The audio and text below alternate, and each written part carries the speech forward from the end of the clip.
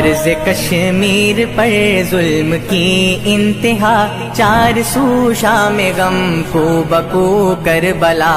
عرض کشمیر پر ظلم کی انتہا، چار سو شام غم کو بکو کربلا۔ عرض کشمیر پر ظلم کی انتہا، چار سو شام غم کو بکو کربلا۔ روز و شب ظلم، شام و سحر ظلم ہے، گھر میں گھس کر سرے راہ گزر ظلم ہے۔ روز و شب ظلم، شام و سحر ظلم ہے، گھر میں گھس کر سرے راہ گزر ظلم ہے۔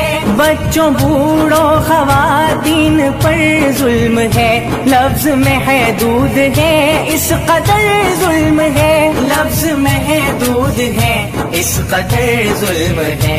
قاتلوں کے مقابل ہے صبر و رضا، چار سو شام غم کو بکو کربلا۔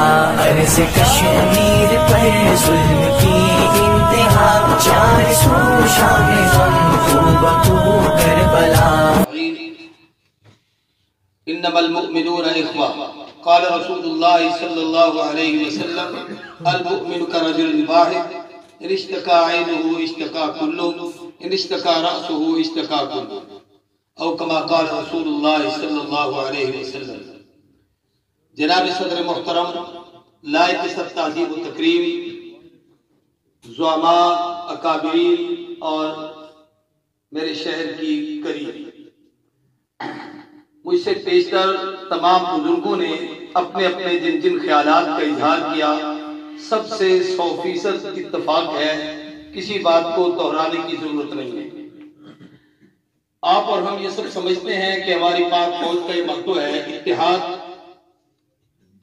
جہاد اور ایمان، اور یہی تین چیزیں مومن کی کامیابی کا نتیجہ ہیں۔ ان میں سب سے پہلی چیز ایمان ہے۔ بحیثیت مسلمان ہونے کے ہمارا اللہ کے ساتھ کتنا تعلق ہے، اس پر مجھے کوئی تبصرے کی ضرورت نہیں۔ میں اور آپ ہم سب اپنے آپ میں سوچیں کہ میرا اپنے مالک سے کتنا تعلق ہے۔ کیا کبھی ہم جتنے بیٹھے ہیں، جیسے میرے بھائی نے پہلے کہا تھا کہ کسی نے تہجد تو اپنی جگہ، کیا صرف 2 رکعت نماز نفل پڑھ کر بھی ہم نے رب کے حضور یہ التجا بھی کی ہے کہ اللہ ہمارے حال پر رحم فرما، اور جہاں جہاں امت مسلمہ پس رہی ہے ان کی غیبی مدد فرما۔ تو ایمانی قوت کو مضبوط کرنا ہے۔ دوسری چیز وحدت ہے، اتحاد ہے، اور ہم نے یہ دیکھا ہے، ہمارے استاد تھے مولانا مفتی محمود، میں نے ان سے بخاری پڑھی تھی، وہ ایک جملہ کہتے تھے کہ آپ یہ سب جانتے ہیں کہ سب سے بڑی طاقت کس کی ہے؟ کہنے سارے اونچی آواز سے اللہ۔ مرکز میں بیٹھے ہیں بھائی، کس کی طاقت ہے؟ اللہ سب سے بڑی طاقت والا کیوں ہے؟ وہ کہتے تھے اس لیے کہ وہ ایک ہونے میں اتنی طاقت ہے کہ دنیا ساری کی ساری جمع ہو جائے آپ کے مقابلے میں، آپ کو کوئی مقابلہ نہیں کر سکتا۔ آج یہ وحدت کا منظر، اللہ تبارک و تعالی حضرت قاری عبد الوکیل کی قبر پر کروڑوں رحمتیں نازل کریں۔ مجھے تحریک ختم نبوت سے لے کر تحریک نظام مصطفیٰ کی جیلیں اور مختلف مقامات پر ان کا ساتھ اور ان کی محبتیں حقیقت ہے، وہ ہم نہیں بھول سکتے۔ اللہ ان کے درجات بلند کرے اور اللہ ان کے اس گلشن کو آباد رکھے۔ آج جو لوگ ہماری ضیافت کر رہے ہیں، میں مرکزی جمعیت اہل حدیث کا بھی شکریہ ادا کرتا ہوں۔ یہ وحدت بڑی چیز ہے۔ میں تو بلکہ اپنے دوستوں سے کہا کرتا ہوں، میرے سارے بزرگ بیٹھے ہیں، بہاولپور میں ایک ایسی اتفاق اتحاد کے حوالے سے محرم الحرام کی میٹنگ تھی، میں نے اس میں کہا تھا کہ یار 15 صدیوں بعد ہم لوگ سارے اکٹھے بیٹھے ہیں، دیوبندی بھی ہے، بریلوی بھی ہے، اہل حدیث بھی ہے، شافعی بھی ہے، مالکی بھی ہے، حنفی بھی ہے، اور جناب شیعہ بھی ہے، سنی بھی ہے، ہم سب ایک ہیں۔ یہاں ہم اپنی وحدت دکھاتے ہیں کہ امت مسلمہ ایک ہے، اور اصحاب رسول اور اہل بیت رسول پر ہم ان کو جھگڑے اور تنازع دکھاتے ہیں، تو ہم اس کا مطلب ہے کہ منافقت کر رہے ہیں۔ جب وہ خیر القرون کے لوگ ایک نہیں تھے تو پھر ہم کیسے ایک ہو گئے؟ تو ہمیں کم از کم ان کا ایک دکھانا بھی چاہیے اور اس کا مظہر ہمیں بن کے دکھانا بھی چاہیے لوگوں کو۔ اور اس سلسلے میں بھی میں ایک بات عرض کرتا ہوں، بھائی صاحب کی وسادت سے آج سے کچھ دن پہلے کسی نجی چینل پر پر کسی بدبخت نے خاتون جنت سیدۃ النساء اہل جنہ سیدہ فاطمہ الزہرا سلام اللہ علیہا اور سیدنا ابو بکر صدیق کے حوالے سے نازیبہ گفتگو کی ہے جو امت مسلمہ میں فرقہ واریت کو پھیلانے کے مترادف ہے، اس کی ہم اس اجتماع میں بھی مذمت کرتے ہیں۔ میرے محترم دوستو، ایک ہونا، مجھے یاد ہے وہ ساری تحریکیں جب مولانا شاہ احمد نورانی رحمت اللہ تعالیٰ علیہ، پروفیسر غفور احمد رحمت اللہ تعالیٰ علیہ، حضرت مولانا مفتی محمود رحمت اللہ تعالیٰ علیہ، آپ کے خانپور شہر میں حضرت حافظ سراج احمد صاحب رحمت اللہ علیہ، حضرت درخواستی رحمت اللہ علیہ ایک ہی ٹاگے میں بیٹھے تھے اور غلہ منڈی سے جلوس نکلا تھا، ہم بچے ہوتے تھے اور آگے دوڑ دوڑ کر نعرے لگا رہے تھے۔ وہ وحدت تھی حضرت عبدالہادی دین پوری رحمہ اللہ، 93 سالی میں جو چل نہیں سکتا تھا اس درویش کی چرپائی کو اٹھا کر ایک ویگن میں رکھا تھا اور اس حالت میں وہ جلوس نکلا تھا۔ یہ جو لوگ کہتے ہیں جلوسوں سے کیا ہوتا ہے، جلوسوں سے یہی انقلاب آتا ہے کہ یہ لوگ جب باہر نکلتے ہیں پھر ان کی عملی زندگی دنیا کو سبق دیتی ہے اور پھر اس انقلاب کی کیفیت آپ نے اور ہم نے سب نے ملاحظہ کی ہے کہ بڑے بڑے چابر، ان کے حکومتیں، ان کے اقتدار سب کے سب ملیا میٹ ہو گئے اور اللہ نے اہل حق کو ہمیشہ فتح عطا کی۔ تو ہمیں ایک ہونے کا سبق ہے۔ تیسری اہم چیز جہاد ہے۔ بر صغیر کی تاریخ پر میں اور آپ غور کریں تو سب سے پہلا روٹ برطانوی سامراج کے خلاف امت مسلمہ نے لڑا تھا۔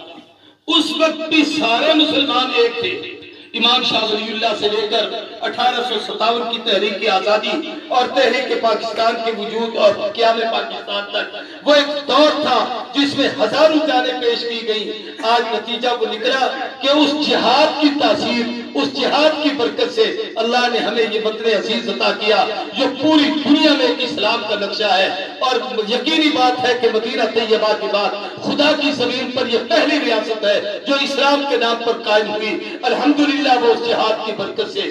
پھر وہ دوسرا روڈ جس وقت روس اپنے آپ کو سپر طاقت کہلاتا تھا اور اس وقت ہم مسلمانوں نے وہ جو لحاظ کیا، افغانستان کے مسلمان لڑے، جیسے مجھ سے پہلے سبحانی صاحب کہہ رہے تھے کہ کشمیری ہمارے لیے لڑ رہے ہیں، اس وقت بھی مفتی محمود کا وہ جملہ مجھے یاد ہے کہ افغانستان اپنے لیے نہیں لڑ رہا، وہ ہمارے لیے لڑ رہا ہے کہ روس گرم پانی تک پہنچنا چاہتا ہے، وہ اس کے لیے آگ بنے ہوئے ہیں۔ میں عرض یہ کرنا چاہتا ہوں ہزاروں جانیں پیش کی، آج روسیا ہوا ہے، اب تیسرا روڈ ہے اور وہ روڈ ایک طرف امریکہ ہے اور دوسری طرف مودی سرکار اس کے ساتھ ہے۔ اب یہ دو ہیں اور دوسری جانب یقیناً ہم میں سے کوئی شاہ ولی اللہ نہیں، ہم میں سے کوئی حاجی امداد اللہ نہیں، ہم میں سے جناب 1857 کے ہیرو نہیں، ہم میں سے مفتی محمود شاہ احمد نورانی نہیں، لیکن ہم ان کے نام لیوا ضرور ہیں، اپنے رب پہ یقین رکھتے ہیں۔ انشاءاللہ العزیز اب وہی جہاد کی تحریک چلے گی، کامیابی اور کامرانی ہمارے قدم چومے گی، لیکن اس کے لیے وہی بات ہے، سب دوست یہ بات کہہ چکے ہیں کہ ہم اپنے جرنیل کو بڑے اعتماد سے کہتے ہیں کہ ہم اپنے پاک فوج پر یقین رکھتے ہیں، ان کے شانہ بشانہ ہے۔ ہمارے احباب جہاد میں جانے سے کبھی نہیں ڈرتے، یہ جتنے لوگ بیٹھے ہیں اور ان میں کئی لوگ ہیں جو جہاد کے میدانوں میں کام کر چکے ہیں۔ اس وقت بھی آپ نے کہا تھا افغانستان جاؤ، ہم گئے تھے، اس وقت آپ نے کہا تھا کشمیر جاؤ، ہم گئے تھے۔ ہم وطن کی سالمیت کے حق میں ہیں، اپنے ملک کے دفاع کے خلاف کوئی بات نہیں کرتے، ہم یہ ضرور کہتے ہیں جو آپ ہمیں لین دیتے ہیں ہم اس کے مطابق عمل کرتے ہیں۔ آج کشمیر کے جہاد کے حوالے سے ہمارے وہ سربراہ، ملک کا سربراہ اور آرمی کا سربراہ اعلان کرے، انشاءاللہ ان میں سے کوئی آدمی پیچھے نہیں ہوگا، جس کی جتنی طاقت ہے اس کے مطابق انشاءاللہ لڑے گا۔ انشاءاللہ اس ریلی میں ہم سب شریک ہیں، اللہ ہم سب کی اس حاضری کو قبول فرمائے۔ باتیں بہت ساری کہہ دی گئی، ختم نبوت کے حوالے سے ایک بات میں بڑی یاد آئی کہ نواب صادق مرحوم، یہ کیس 5 سال چلا تھا، 1928 سے لے کر 1935 تک 7 سال یہ مقدمہ چلتا رہا، پہلے بہاول احمد الشرقیہ کی عدالت میں، پھر وہاں بہاولپور میں، اور مولانا غلام محمد گھوٹوی جو حضرت پیر میر علی شاہ گولوی رحمہ اللہ کے خلیفہ تھے، انہوں نے پھر انور شاہ کشمیری کو ہندوستان سے بلایا۔ یہ تمام مکاتب فکر کے اکابر اکٹھے تھے، انہوں نے بڑی محنت کی، حضرت انور شاہ نے 5 دن اپنا بیان ریکارڈ کروایا، بلکہ مجھے تابش الغوری صاحب نے کہا وہ ساری کی ساری گفتگو اردو میں آپ کے اپنا بہاولپور کی لائبریری میں موجود ہے، اگر آپ اس کا عربی یا انگلش میں ترجمہ کرنا چاہیں تو اس کا مواد بھی مل سکتا ہے۔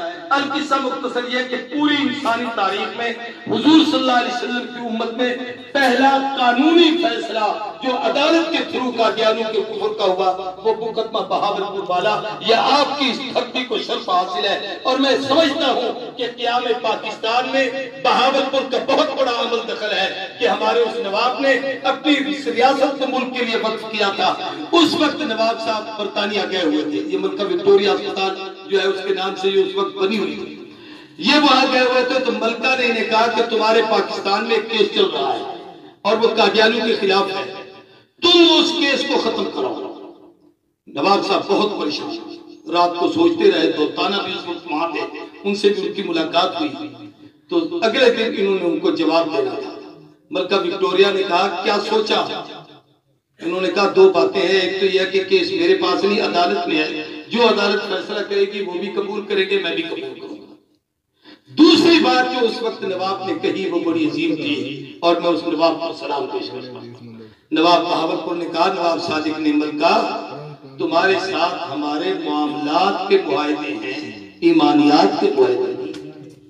ایمان اور کلمہ محمد رسول اللہ کا پڑھا ہے اور اللہ پر یقین رکھتے ہیں، وہ اس میں جو آقا کی عزت و ناموس کا مسئلہ ہے اس میں کوئی کمپرومائز نہیں۔ تو وہ بہت عظیم کارنامہ ہے۔ 7 فروری جمعہ کا دن ہے، یہ بات بعد میں ہوگی کہ کوئی جلسے جلوس کی شکل بنتی ہے یا نہیں۔ تمام مکاتب فکر کے علماء مشائخ ہیں، سب سے درخواست کروں گا اپنے اپنے جمعہ کے خطبوں میں عقیدہ ختم نبوت کے تحفظ پر، ختم نبوت کی اہمیت پر، اور اس کیس میں جن لوگوں کا کردار ہے اس میں نواب صاحب کا بھی اور ہمارے اپنا جج صاحب کا بھی اور ان علماء کا جن نے اس میں کردار ادا کیا، ان سب کو خراج عقیدت اس محفل میں بھی ہم پیش کرتے ہیں اور اس وقت بھی ان کو پیش کریں گے۔ اور میں یہ سب سے درخواست کروں گا کہ یہ جمعہ ان کے حوالے سے ہی پڑھایا جائے اور اسی کھاتے میں ڈال دیا جائے، شاید یہ میری اور آپ کی نجات کا سبب بن جائے۔ مولانا محمد علی جالندھری ختم نبوت میں کام کرتے رہے، وہ فرمایا کرتے تھے کہ قیامت کے دن نواب صادق کی نجات کے لیے ملکہ وکٹوریہ کے سامنے پیغمبر کی ختم نبوت کے لیے یہ جو جملے ہیں یہی بھی اس کی نجات کا ذریعہ بہت بڑا ہے۔ اور رات کے وقت نواب صاحب ملک اکبر خان جج کے پاس دروازہ کھٹکا کے اس کو بلا کے کہتے تھے یار میں مولوی نہیں ہوں، مجھے مسائل کا پتہ نہیں ہے، کیس تیرے پاس ہے، خیال کرنا کہیں قیامت کے دن رسول اللہ کے سامنے بیان ہونے پر ایسا نہ ہو کہ کسی وجہ سے ہم وہاں شرمندہ ہوں، بات وہی کرنا جو قرآن سنت کے مطابق ہو۔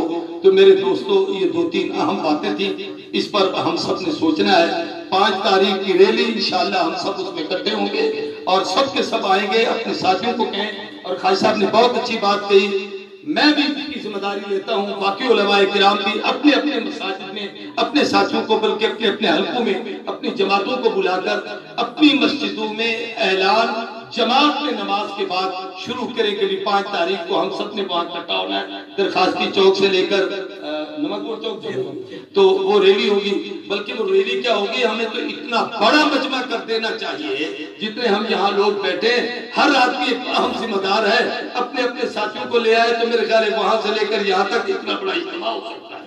تو اس لیے اس میں ہم سب کوشش کریں گے، اللہ ہم سب کی محنتوں کو قبول و منظور فرمائے اور ہم سب کی آخرت کی نجات کا ذریعہ بنائے۔ پھر میں ایک مرتبہ مرکز اہل حدیث کے تمام دوستوں کا شکریہ ادا کرتا ہوں جنہوں نے اس محبت کے ساتھ ہم سب کو میزبانی کا شرف بخشا ہے، مہمانی کا شرف بخشا ہے اور ہم سب کو اکٹھا کیا ہے اور انہوں نے ہماری میزبانی کی ہے۔ اللہ ان کو جزائے خیر عطا کرے۔